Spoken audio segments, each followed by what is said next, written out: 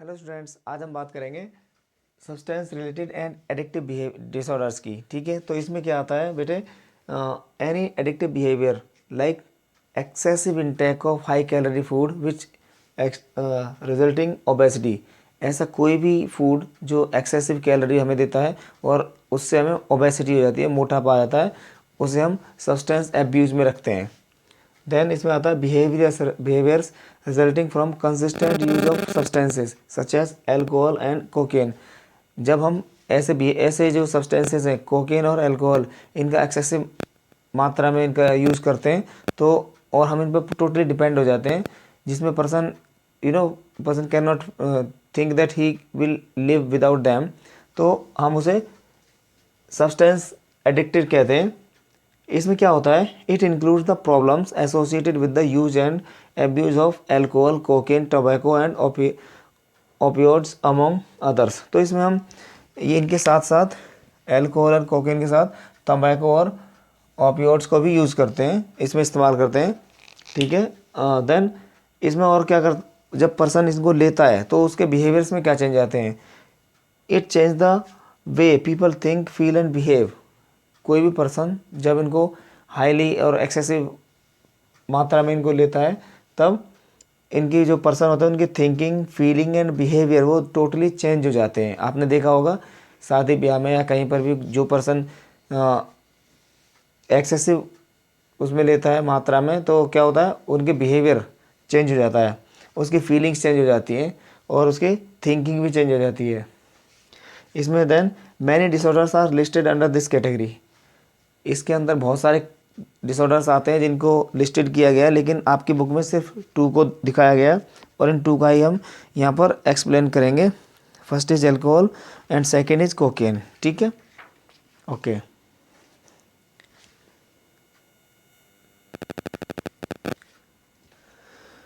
Okay, the first is alcohol.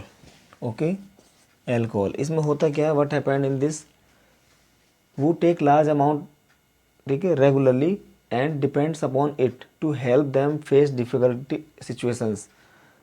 ये जो person होते हैं जो अल्कोहल लेते हैं, वो लार्ज अमाउंट ऑफ इट ले होता है, ठीक है, लार्ज अमाउंट ऑफ अल्कोहल लेते हैं and depends upon it to help them to face difficult situations. उन्हें ऐसा लगता है कि अगर जब तक मैं इसे नहीं पीऊँगा तो कोई अगर बड़ी समस्या आ जाती है फैमिली में, उसको वो फेस नहीं कर पाएंगे, इसलिए वो large amount of alcohol intake करते हैं, पीते हैं। देन ड्रिंकिंग, जो उनकी ड्रिंकिंग जो हैबिट बन गई है, interferes with their social behaviour and ability to think and work.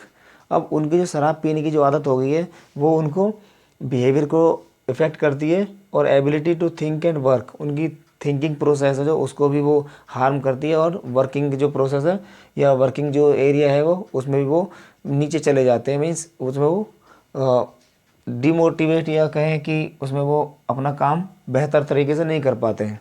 Okay, then body build up to tolerance for alcohol and they need to drink even greater amounts to feel its effects. क्योंकि अब इनकी वो आदत हो जाती है और जो एल्कोहल होती है उसको वो ज़्यादा मात्रा में, ठीक है, पीते हैं ताकि वो उसकी जो इफ़ेक्ट्स हैं या जिसको वो इसके जो इफ़ेक्ट्स, मतलब इसके जो उनका जो असर है उसको महसूस करने के लिए वो इसको ज़्यादा मात्रा में सेवन करते हैं। ठीक है, then they feel withdrawal symptoms when they try to stop drinking. अब जब उनको ये ऐसा लगता है या कहीं से पता चलता है भाई हमें छोड़ देनी चाहिए शराब, तब उनको ऐसा लगता है कि मीन्स वो when they try to stop it, जब वो उन्हें छोड़ने की कोशिश करते हैं तो उन्हें दे फील और they face some withdrawal symptoms. कुछ विड्रॉल सिम्टम आते हैं जो उनके बॉडी में क्लियरली हम देख सकते हैं। तो these are some process when a person drink और टेक एल्कोहल। अब इसके बात करेंगे इसके कॉजेस क्या आते हैं या इसके परिणाम क्या होते हैं। ठीक है, कंसिक्वेंसेस।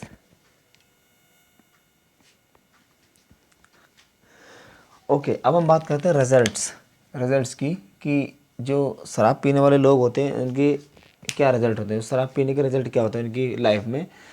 तो पहले आता है it destroy the million of families. बहुत सारे ऐसे परिवार हैं जिनको शराब ने बर्बाद कर दिया है। Then it responsible for many road accidents. जो शराब पीना है जो आदत है उसकी वजह से बहुत सारे एक्सीडेंट्स होते हैं जो इसी की वजह से होते हैं, बहुत सारे लोगों की जान चली जाती है। It affects on children in families with higher rates of psychological problems like anxiety, depression, phobia and substance related disorders. तो जिस फैमिली में जिसके पेरेंट्स शराब पीते हैं उनके जो बच्चे होते हैं उनको हाई चांसेस होते हैं कि वो बच्चे एंग्जाइटी, डिप्रेशन, फोबिया, ठीक है, एंड सब्सटेंस रिलेटेड डिसऑर्डर्स इनके वो शिकार हो सकते हैं। क्योंकि जब पेरेंट्स पीते हैं उनके सामने या बच्चों को पता चलता है कि उनके पेरेंट्स ड्रिंकिंग करते हैं तो मोस्ट ऑफ द टाइम जो बच्चे हैं वो भी इसके शिकार हो सकते हैं और वो खुद भी इस चीज़ को ट्राई कर सकते हैं, पी सकते हैं, ठीक है, उनको भी ये गंदी आदत लग सकती है परिवार से ही। देन इसमें आता है it damage social and mental health, ठीक है, ये पर्सन की सोशल और मेंटल हेल्थ है उसको पूरी तरह बर्बाद कर देता है। इसमें क्या आता है जैसे academics, social skills, speech and communication and self help skills. तो इस तरह एक पर्सन जो शराब पीता है उसकी लाइफ पूरी तरह बर्बाद हो जाती है। ये उसके रिजल्ट हैं कि शराब पीने के क्या रिजल्ट हैं। आपको बता दिया कि होता क्या है ये सब्सटेंस अब्यूज़ या सब्सटेंस डिपेंडेंस। अब हम बात करेंगे इसमें हेरोइन की, देन कोकेन। ओके, तो इसे नोट कीजिए।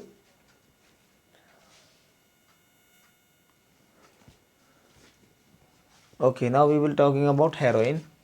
हेरोइन में क्या होता है बेटे, इसमें भी लगभग मोस्टली वही चीज़ें होती हैं, जैसे उस पर डिपेंडेंसी हो जाती है पर्सन की और विड्रॉल सिम्टम्स भी उसमें वो देखने को मिलते हैं जब वो उसे छोड़ने की कोशिश करता है। और इसके अलावा इसमें क्या होता है, effects in social and occupational functioning. वैसे तो जो अल्कोहल लेने वाला है उसके भी फैमिली उसकी भी लाइफ में ये सब होता है, सोशल एंड ऑक्यूपेशनल फंक्शनिंग में प्रॉब्लम्स आ जाती हैं, ठीक है, और ऐसा ही इसी में हो रहा है हेरोइन लेने वाले पर्सन की लाइफ में। इट में सो इट में slow down the respiratory centres in the brain. अब ये इसमें अलग से एक बात आई, जो हेरोइन होता है ना, जो पर्सन हेरोइन का यूज़ करते हैं उनके ब्रेन में जो रेस्पिरेटरी सिम्टम्स है सेंटर है उनको ये इफ़ेक्ट करती है, ठीक है, ऑलमोस्ट पैरालाइजिंग ब्रीदिंग। और उसकी वजह से लगभग सांस लेने में जो दिक्कत होती है बहुत ज़्यादा हो जाती है और उसकी वजह से इट में कॉज डेथ। तो इसकी वजह से पर्सन की डेथ भी हो जाती है, ठीक है। इसके बाद हम बात करेंगे कोकेन की, तो आप इसे नोट कीजिए।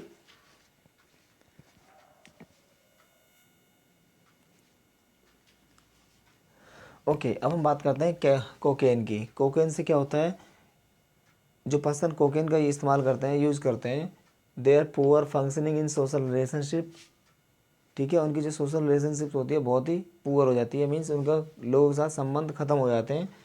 Problems in short term memory and attention, इन लोगों की शॉर्ट टर्म मेमोरी भी इफेक्टेड होती है और अटेंशन भी इनका इफेक्ट होता है। ये लोग चीज़ों पर ध्यान देना या चीज़ों को जो शॉर्ट टर्म मेमोरी है उसमें याद रखना, ये सब उनकी समस्याएं हो जाती है उत्पन्न। Then stopping it result in feeling depression. अब विड्रॉल सिम्टम्स आते हैं जब कोई पर्सन इनको छोड़ने की कोशिश करता है, जैसे हम अल्कोहल की बात कर रहे थे या कोकेन की अब बात करें, तो इनमें जब पर्सन इसे छोड़ने की कोशिश करता है तो उसमें विड्रॉल सिम्टम्स होते हैं। जैसे इसमें विड्रॉल सिम्टम्स में आता है बेटे depression, fatigue, sleep problems and irritability and anxiety, ये सब उनमें विड्रॉल सिम्टम्स आते हैं जब उन्हें छोड़ने की कोशिश करते हैं, ठीक है। देन इसमें और क्या हो सकता है कि it is dangerous, they are dangerous effects on psychological functioning and physical wellbeing.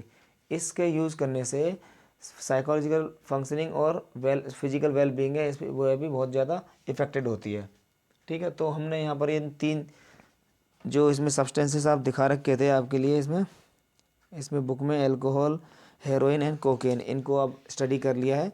इसके अलावा कुछ और सब्सटेंसेस होते हैं जिनके ऊपर कॉमनली अब्यूज सब्सटेंसेस होते हैं जो DSM-5 में बताए गए हैं, ठीक है। DSM-5 क्लासिफिकेशन इसमें बताया, जैसे अल्कोहल, स्टिमुलेंट्स, कैफीन, कैनाबिस और हेलुसिनेशंस एंड इनहेलेंट्स, ठीक है, टोबैको, ओपोइड एंड ये हाइपोनोटिक्स, तो ये बहुत सारे ऐसे सब्सटेंसेस होते हैं जिनको जो लोग होते हैं उनको इस्तेमाल करते हैं नशे के लिए। वैसे दवाइयों में इस्तेमाल किए जाते हैं, लेकिन लोग इनको नशे के लिए इस्तेमाल करते हैं। तो इसी को हम एब्यूजिव एब्यूज्ड सब्सटेंस कहते हैं, कि हम इनको गलत तरीके से या गलत चीज़ों के लिए इस्तेमाल कर रहे हैं, तब इनको हम एब्यूज्ड सब्सटेंसेस कहते हैं। तो ये हमने जो तीनों पढ़े, मैं आपको यही सलाह दूंगा। आपने देखा कि बहुत ज़्यादा इसके डेंजरस रिजल्ट होते हैं, फैमिली और पर्सनल जो सारा कुछ ख़त्म हो जाता है। तो मैं आपसे यही रिक्वेस्ट करूँगा कि आप ऐसी चीज़ों का सेवन ना करें, इनको बिल्कुल भी एक बार भी ट्राई ना करें, क्योंकि जब आप एक बार ट्राई कर लेते हैं तब आपको इनकी हैबिट लग जाती है, क्योंकि बॉडी उसी के अकॉर्डिंग काम करने लगती है। और फिर आप जब इसे छोड़ने की कोशिश करेंगे तो आप विड्रॉल सिम्टम्स ऐसे होते हैं बहुत ही खतरनाक कि उन्हें आप छोड़ नहीं पाते बिना किसी डॉक्टर की सहायता के। तो इससे अच्छा है कि हम इन चीज़ों के चक्कर में ही ना पड़े। ठीक है, तो आप कोई भी पर्सन, कोई भी बच्चा जो ये वीडियो देख रहा है, ना अल्कोहल, हेरोइन या किसी भी नशीले पदार्थ का, टम्बैको वगैरह, उसका सेवन ना करें। ठीक है, तो हम यही आशा करते हैं कि आप इस बात को मानेंगे और इस क्वेश्चन को सही से याद करेंगे, आपके एग्ज़ाम में आ सकता है। ठीक है, ओके देन, नेक्स्ट वीडियो के लिए हम तब तक वेट करते हैं। बाय।